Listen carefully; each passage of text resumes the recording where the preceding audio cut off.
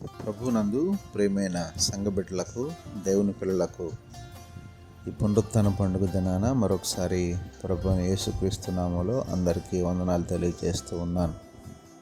గడిచిన వారమంతా ప్రభు మనకు తోడుగా ఉండి మన జీవితాల్లో మరొకసారి తన యొక్క పునరుత్థాన పండుగ దినాన ప్రభు మనల్ని ప్రవేశపెట్టిన దాన్ని బట్టి దేవునికి మహిమ, ఘనత, ప్రభావం కలుగును గాక.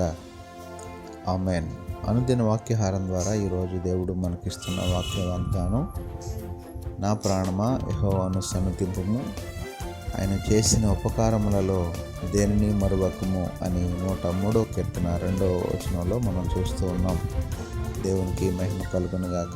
ప్రియమైన దేవుని పిల్లారా, ప్రభు మరి వారమంతా తన కాపుదలను, క్షేమాన్ని, భద్రతను, ఆశీర్వాదాన్ని మనపై ఉంచారు. ఈ వారంలో మరి ఎన్నో మేలులు, ఉపకారాలు మన జీవితాల్లో ఆయన జరిగించారు. మరి ఆయన ఇచ్చిన కాపుదలను బట్టి, ఆయన ఇచ్చిన క్షేమాన్ని బట్టి, ఆయన ఇచ్చిన ఆశీర్వాదాన్ని బట్టి, ఆయన మన ఎడల చేసిన ఉపకారాలను బట్టి మనం ఆయన సన్నిధికి చేరుకొని హృదయపూర్వకంగా ఆయనను స్తుతించడం మన యొక్క బాధ్యత ఉంది.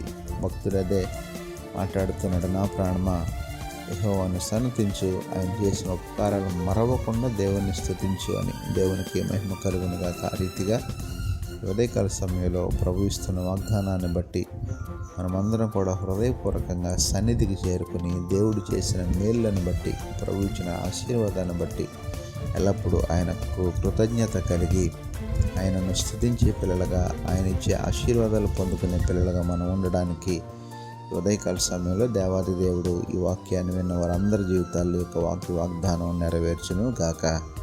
ఆమేన్.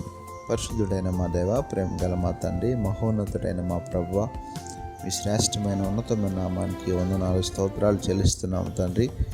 ఈరోజంతా మీరే మాకు తోడుగా ఉండండి. నీ పిల్లలమైన మేమందరము కూడా నీ సన్నిధికి చేరుకుని హృదయపూర్వకంగా మీరు చేసిన మేళ్లను కొనియాడుతూ నిన్ను మహింపరిచే యోగ్యత, ధన్యత అందరికీ దయచేయండి. అలాగే ప్రభు, ఈరోజంతా మీ పిల్లలకు మీరే తోడై ఉండండి.